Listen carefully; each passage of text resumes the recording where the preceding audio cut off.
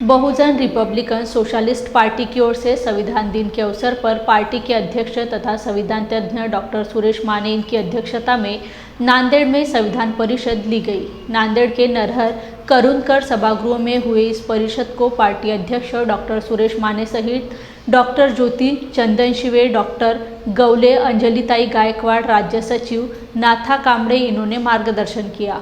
इस अवसर पर सामाजिक क्षेत्र में अपना योगदान देने वाले कार्यकर्ताओं का डॉक्टर सुरेश माने इनके हाथों सत्कार किया गया। परिषद को शहर के बुद्धिजीवी तथा संविधान प्रेमी नागरिक बड़ी संख्या में मौजूद थे।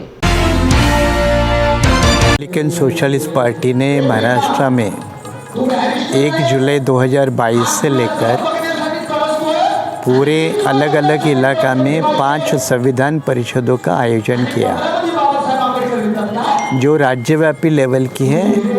उसमें एक नागपुर में हुई, दूसरी औरंगाबाद में हुई, तीसरी मुंबई में हुई, चौथी जो थी वो कोल्हापुर में हुई और 5वीं है वो पुणे में होने वाली है। लेकिन जिला स्तरीय जो परिषदों का आयोजन है वो पूरे महाराष्ट्र में हो रहा है और उस कार्यक्रम के तहत आज नांदेड़ में जिला स्तरीय संविधान परिषद का आज नांदेड़ में आयोजन है।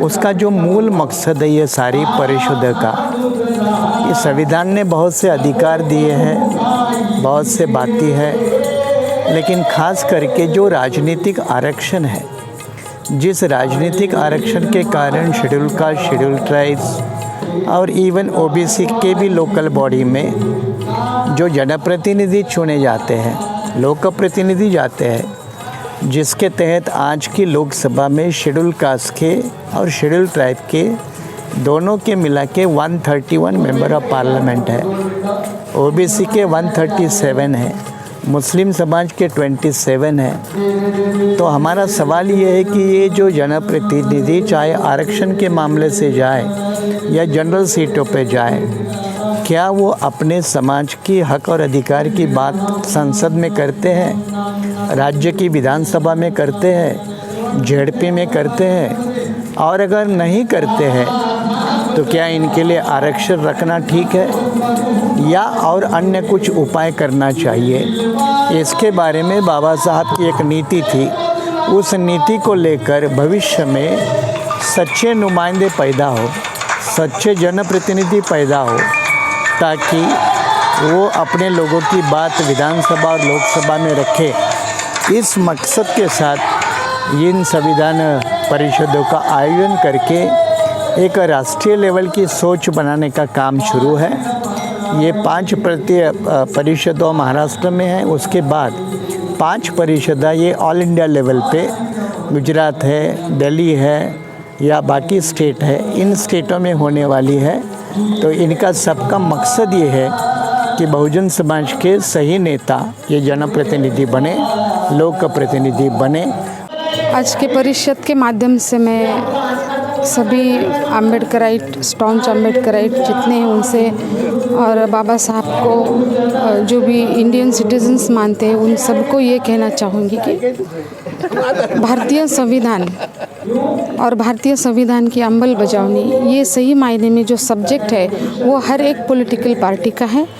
इनकी पॉलिटिकल पार्टी ने ये सब्जेक्ट रख के जो भी एनालिसिस करने का सोचा है वो एकदम आज के माहौल में ज़रूरी है और हर एक पॉलिटिकल पार्टी का ये कर्तव्य है कि संवैधानिक अमल बजावनी ठीक तरीके से हो रही है नहीं, इसलिए मैं आज यहाँ पे उपस्थित हूँ। परिषद के माध्यम से क्या संदेश देना चाहोगे आज परिषद के माध्यम से यही संदेश जाएगा कि बाबा साहब का ये जो सर्वोत्तम उत्कृष्ट जो वर्ल्ड में का बेस्ट संविधान है उसको ख़त्म करने की जो तैयारी है उसकी भी चर्चा होनी चाहिए।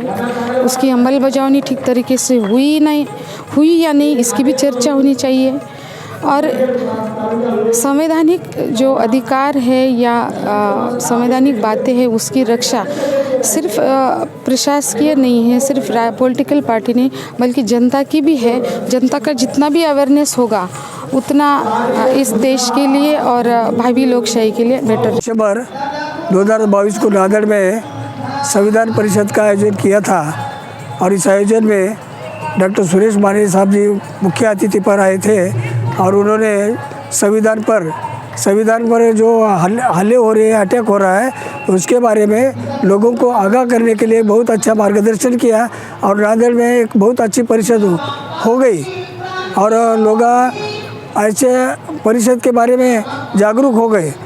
अभी संविधान पर जो कई हमले हो रहे हैं देश में, वो अप्रत्यक्ष प्रत्यक्ष हमले हो रहे हैं कि जो कि संविधान पर लोग बोल रहे हैं कि संविधान बदल रहा है, संविधान बदल रहा है। ऐसा नहीं है, संविधान तो दिखने को है, मगर संविधान के कलमा बदल रहे हैं तो संविधान में कुछ भी नहीं रहेगा।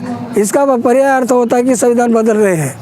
तो इसके बारे में ये देश में जनता को आगाह करने के लिए इस संविधान परिषद का आयोजन किया था और बहुत अच्छे तरह से संविधान परिषद समाप्त हो गई है नांदेड़ जिले में।